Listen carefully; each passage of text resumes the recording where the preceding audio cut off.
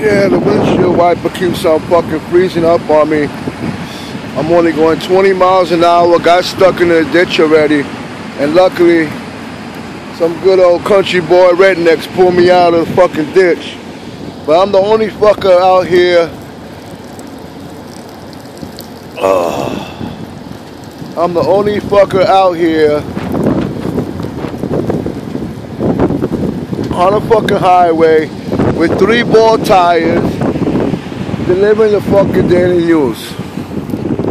In a fucking van on top of that. Not in a truck, but in a van. Look at this. It's a fucking desert out here.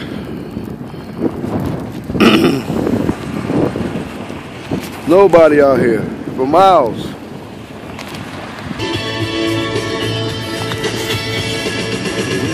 Fucking bullshit.